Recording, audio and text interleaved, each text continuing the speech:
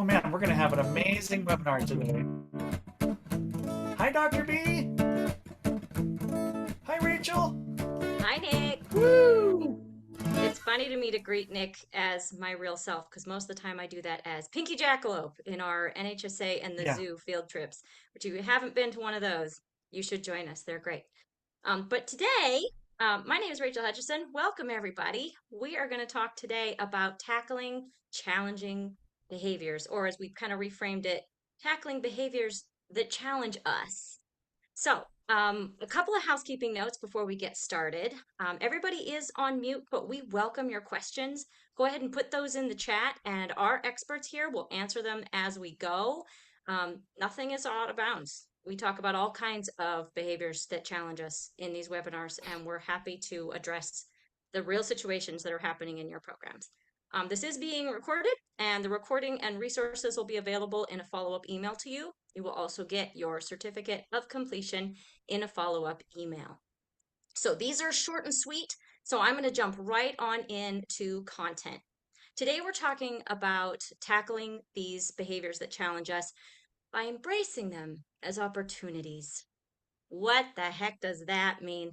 And to answer that, I'm going to turn first to Dr. Deborah Bergeron, who is the Deputy Director of Community Engagement and Innovation here at NHSA. She's the former director of the Office of Head Start, and she's been in administration in a secondary high school program, and she is an all-around fantastic person and lover of all things Head Start. So take it away, Dr. B. Thank you, Rachel, and thanks, Nick, for that musical opening. Beautiful. This is one of my favorite Trust First sort of little nuggets because it is very liberating. What I'm going to talk about today will free you of the notion that somehow you have this secret power to make everything perfect. You don't, and you don't have to. But what is really cool, I'm assuming that most of the folks in this session are either teachers, instructional assistants, or work with children in some capacity. So I'm going to talk about it from that angle. If you are someone who manages teachers or supervises them, you can take this message back to them in this way. So the beauty about the concept that I'm going to talk about is that it embraces the whole reason you do your job. If you are like I am, I became a teacher because I liked nothing more than teaching. Teaching is so much fun. Watching someone understand something, seeing that light bulb go off is one of the most satisfying moments, in my opinion, which is why I became a teacher. What I call celebrating mistakes, we're calling it turning these into opportunities, which is just a different way of saying the same thing. Although I'm going to be very particular about how I explain to you how to do this, is really about starting to see yourself as a teacher all the time. So everything is an opportunity to teach rather than looking at behaviors that challenge us as things we have to manage, like it's a separate thing. No, it's exactly like the alphabet. Teaching your kids to recognize the letters of the alphabet is a process of teaching. Learning and embracing mistakes in your classroom is another way that you are going to celebrate yourself as a teacher, and the kids are going to see that, and the way they respond to that is magic. So I think that that's the lead in, Rachel, right? We're not going to get into the meat yet, right? We'll do the meat in a minute. And I'll pass it That's over to exactly right. Nick. Yeah, Nick's going to bring the music piece into this, right? Absolutely. Thanks, Dr. B. Thank you, Rachel. Wow, I love your what you did with that introduction. Uh, this is something I think that, we're talking to teachers here, and I teach as well. I'm in the classroom a lot with preschool age kids in programs like Head Start, and we were just discussing before we started how we're just seeing a lot of really challenging behaviors in the classroom. That's no change from years past, but we might even be feeling like there's a little more nowadays than we saw before, and that can be something that can be very challenging for teachers. Just maintaining your mental health and your composure in the classroom, But I think what Dr. B's message is here, and mine too, is this is all a part of teaching is dealing with challenging behaviors, because those children are learning about how to be around other people, how to be a person in the world by how you are responding to them and how you're managing the group in the context of challenging behaviors. And it's a not an instant process with any child, but it is something where you'll see, and I know a lot of teachers have experienced this. You'll see progress happening over time, and with the trust first approach and with just giving choices, and kind of seeing the whole experience of being in the classroom with children. Every aspect of it, like Dr. B said, is teaching. It's, even if it's not shapes and letters and numbers and all that stuff, it's still, there's the impulse control and the social skills that the children are learning are from the example that you're showing. How are you dealing with a challenging situation? The children are, of course, observing that. So yeah, this is exciting. I'm super excited to talk about this. That is a really great framing.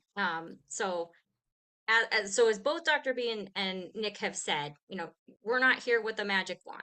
There's no such thing. But there are a lot of little things that you can tweak and change that will make a really significant difference in how you approach your classroom and how the children then respond to you. So let's get into it. Let's talk about some really practical ways that teachers can start embracing opportunities and celebrating mistakes in their classrooms. So, Nick, we're going to let you go first this time. Some of your music and movement magic. Thank you. Okay, so you know my what I'm doing in the classroom with the children is music and movement. I have my guitar right here. So we're moving, we're dancing, we're jumping like a frog, flying like a bird, riding on a train, playing instruments, and having this kind of interactive music and movement shared play experience. And That is, I think, so. My approach is to come into the group and bring something into the group that's engaging and active, and I'm dealing with the children in the world of play.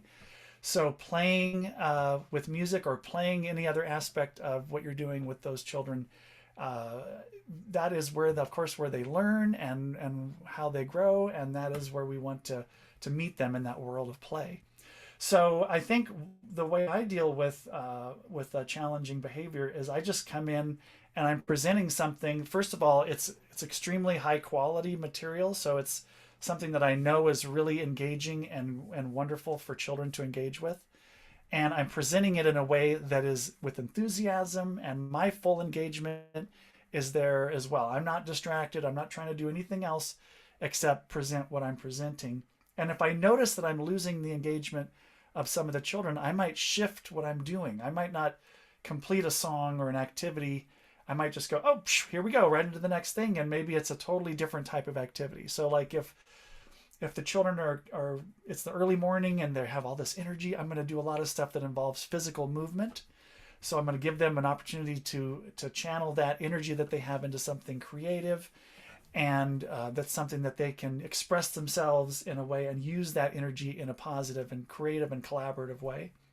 But if it's the afternoon and they just came off the playground and they're all hot and sweaty, I'll probably start out with something where we're sitting down, we're doing call and response, or we're doing finger play stuff or something like that, instruments. Then that might be the most appropriate thing. So I'm just paying attention to the children, and the same group of children in different contexts, different times a day, are going to be have different needs as far as what's going to be engaging to them.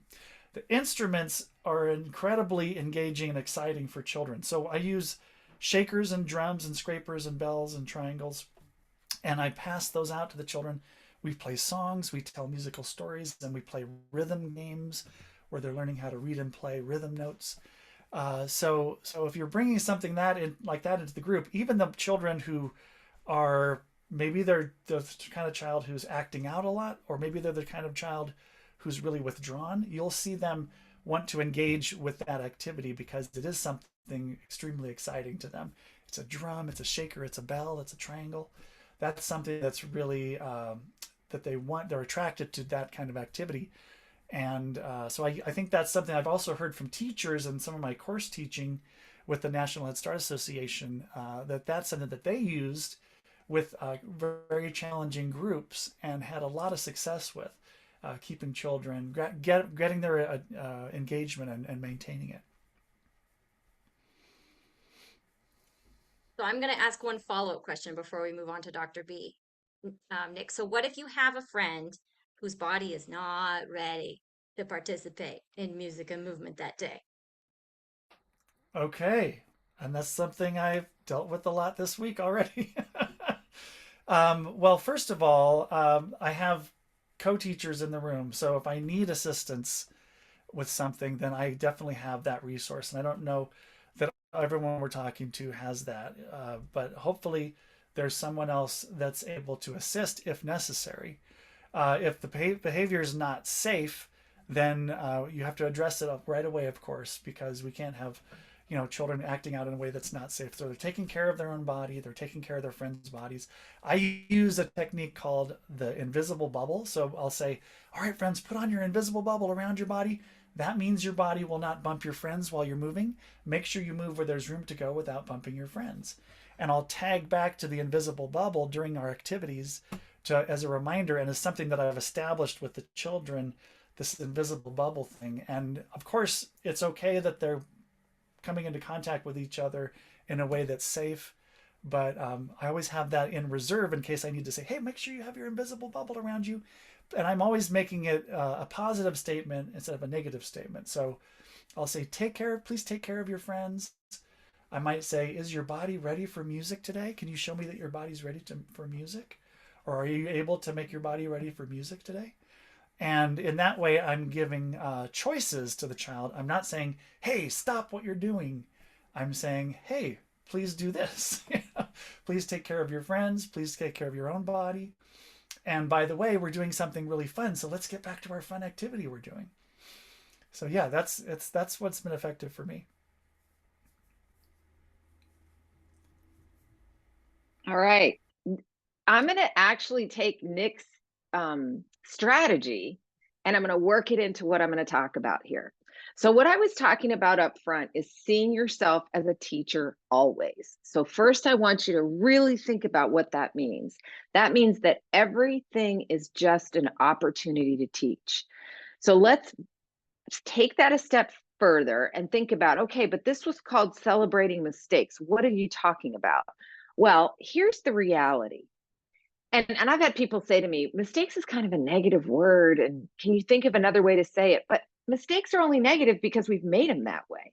At the end of the day, learning only happens when we make a mistake. That's why we celebrate them. And what I invite you to do is to tell your children, we are going to celebrate mistakes in this classroom because when we make a mistake, guess what? We get to learn, and learning is the most fun thing, and teaching is even more fun. I became a teacher because I love to teach, and if you make a mistake, it just gives me an opportunity to do what I love the most, which is teach. How cool is that? And that can be a mistake where they say 1 + 1 is 3, or it could be a mistake where their bubble pops during music time. You have them make their invisible bubble and they all do it. And then before you know it, Michael over here pops his bubble and his elbow goes into Janie, who's standing right next to him. Now you have some choices to make as a teacher. At that moment, what are you doing with that situation where a child has clearly popped their bubble, their invisible bubble, and they're touching their neighbor? And this is going to be a setup for a problem. It's going to lead to something bigger. If it's not something that's rained, if it's really quickly, oops, I didn't mean to do that, you can move along. That's not the same thing. But we're talking, you know what I'm talking about. You know where the bubble's there, and then the kiddo says, ooh, I can pop my bubble and just come right over here and watch, I can get a reaction. What if as a teacher you saw that as an opportunity to teach instead of an opportunity to correct or to, sometimes we humiliate without meaning to, sometimes we get frustrated. But if you saw it as a teaching opportunity, you get to say something like, Michael made a mistake and popped his bubble. I get the opportunity to teach you again about what the invisible bubble is. And then you go through that process. And I'm using this example having no idea how Nick teaches the invisible bubble, but I'm going to make it up here and maybe I'll get close. And you might say something like, okay, someone remind me, what does the invisible bubble look like?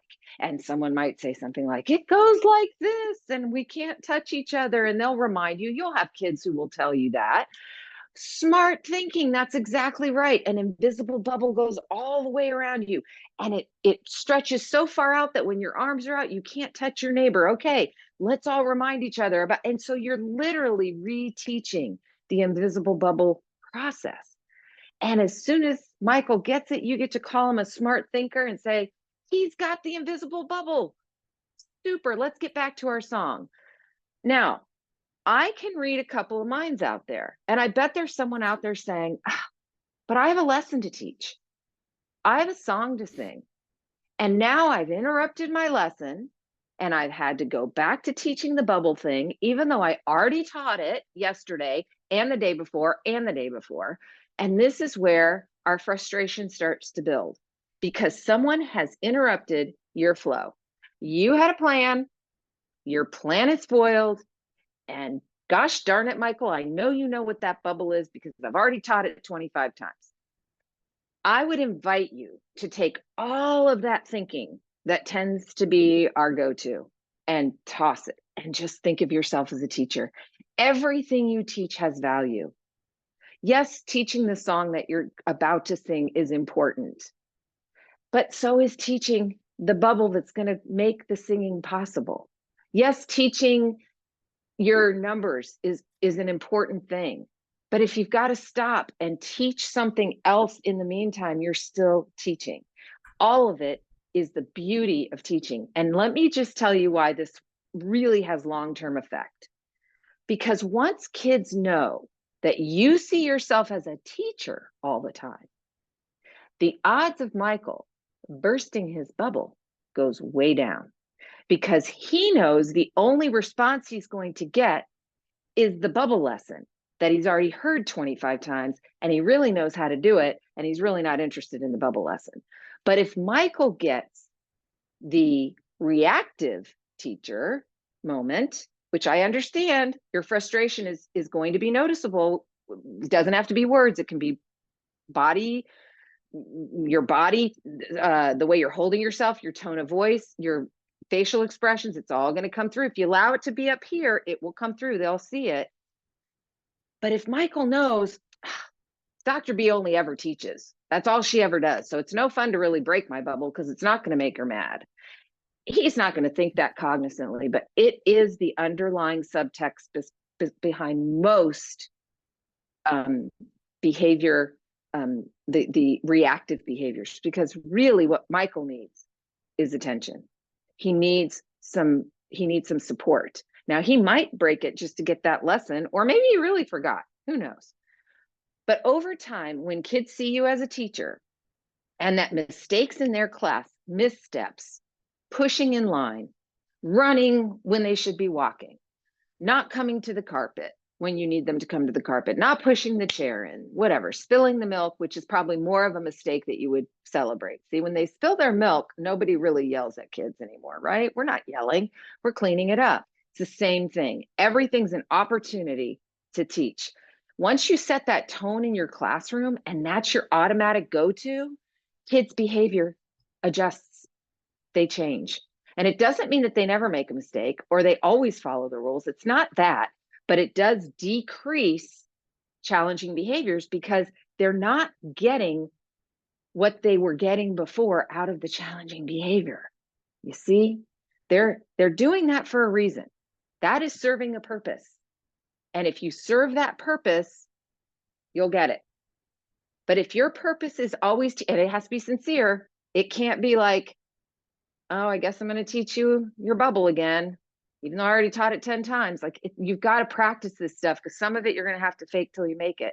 But you will become such a joyful teacher once you own everything you do as a teaching moment and an opportunity to teach and grow and learn. And when you tell kids, oh my gosh, I'm so excited, Michael just broke his bubble and now I get to teach the bubble lesson again. It's one of my favorites. Okay, everybody, let's get our bubbles going. And you do it like that.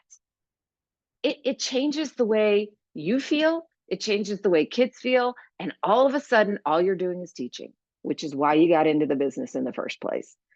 So that is sort of the celebrating mistakes theory. The action is something I highly invite you to practice to, like, your spouse or your stuffed animals or whatever. It needs to be practiced.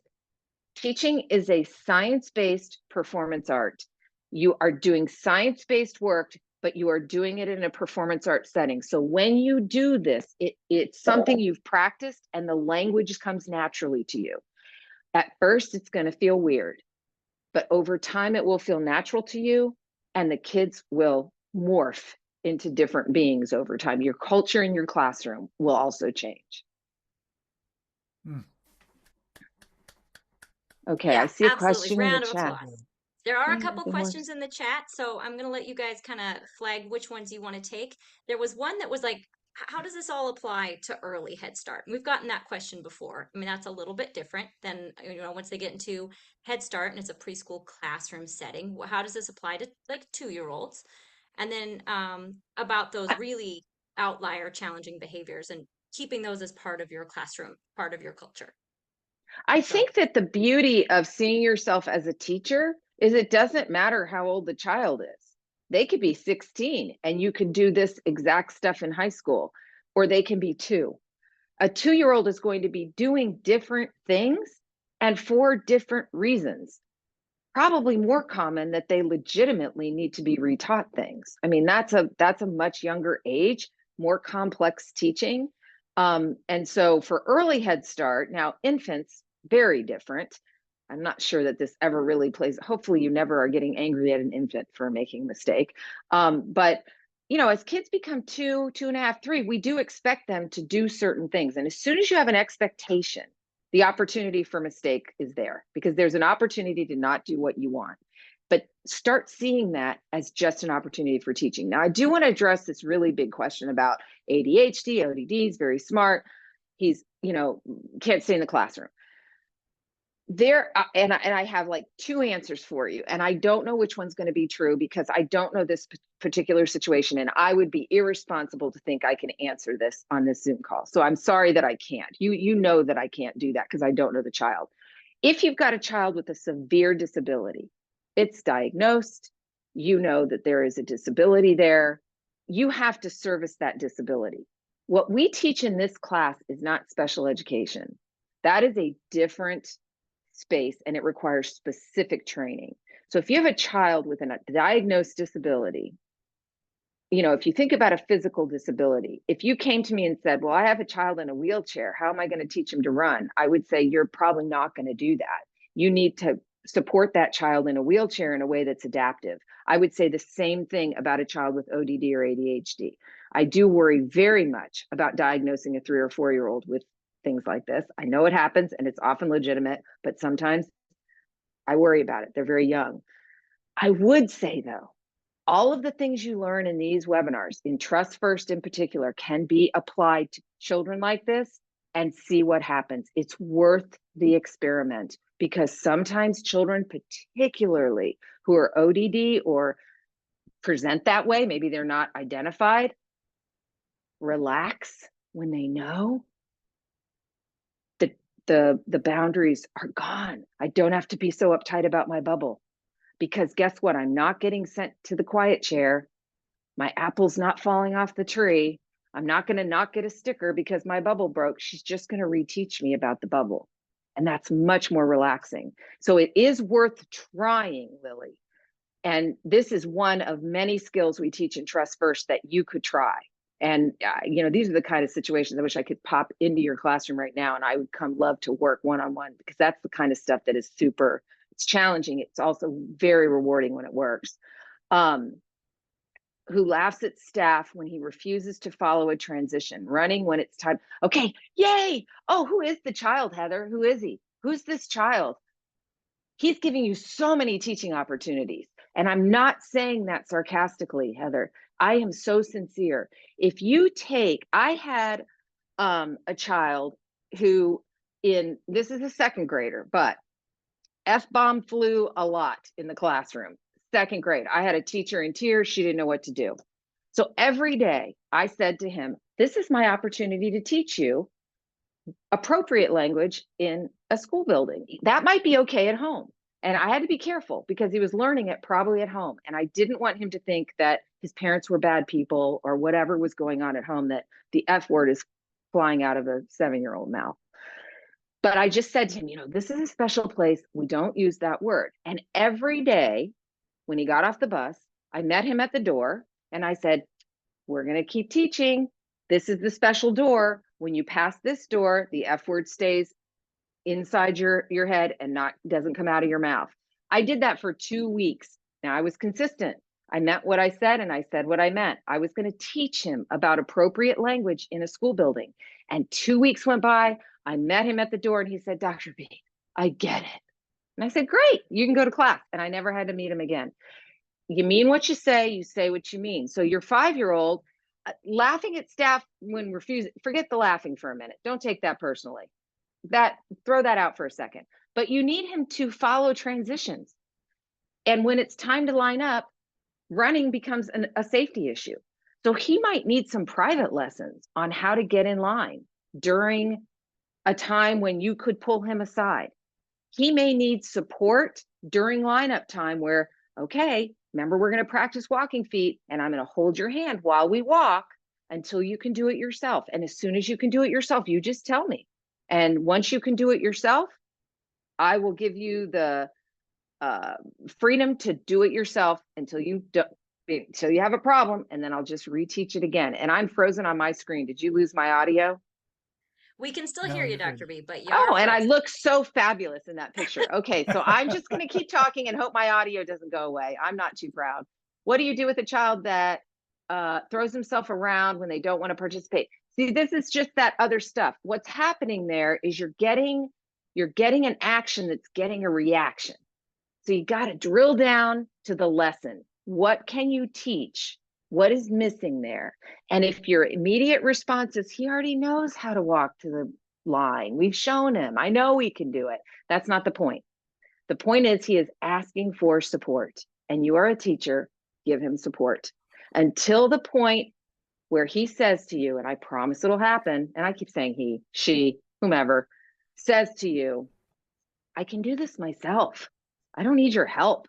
Because eventually they are going to want that independence. But until they want it, if you support, you're going to diffuse all the little exterior stuff that creates all the problems that you're dealing with and the stress. And consistency is key. Destiny, win, win, win, ding, ding, ding. Mean what you say what you mean. That's really important. I want to give Nick one more opportunity because yes. he does it's large 28 group stuff. Majority of the time, Nick is in large groups. So getting a kid one-on-one is a little more challenging. So is there anything like in those large group settings, Nick, like little tip trick to send us out that you would want to offer? Yes, and I love everything Dr. B was saying, and I know that we're not going to be able to answer so many of these questions in this webinar, but please come and join us for these courses because they are so powerful, and Dr. B's course is amazing. So, yeah, I mean, I have a song called the Calm Me Down song. So Let's end with that. Yeah, take a deep breath, let it out softly. Take another breath, count to 10 slowly. 1, 2, I still feel angry. 3, 4, I'm still a little cranky. 5, 6, my body is calming. 7, 8, now I am relaxing. 9, 10, I feel better finally. Sometimes I just need to take a break. Sometimes I just need to stop what I'm doing. Sometimes I just need a hug to show me everything's okay, to help my upset feelings go away.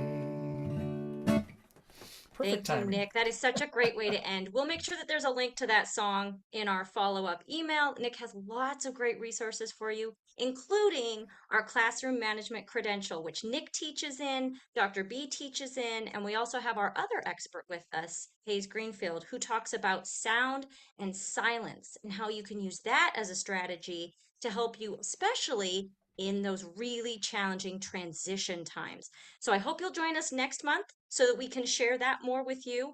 These are really tiny snippets of a much larger credential that we do where you can go really deep into this stuff and start working on changing classroom culture. It's not overnight, it's not easy, but our experts are here to help you. So we're going to put a link in the chat to our classroom management credential. We have an additional discount for you on top of the membership price that you get because we want as many of you as possible in this class. So it makes it really affordable for your program to send you and your fellow teachers. Come learn together. That's the best way to make this a really powerful tool in your classrooms and in your programs. I saw a question about previous webinars. Yes, all of these exist on NHSA's website. You can go and watch all of them. We only award certificates if you're here with us live, but you can definitely go and use these resources. I encourage you to do so. Thank you again so much, everybody, for being here. We'll see you next month, and we hope to see you at all of our other classroom resource virtual events. Thanks so much, everybody.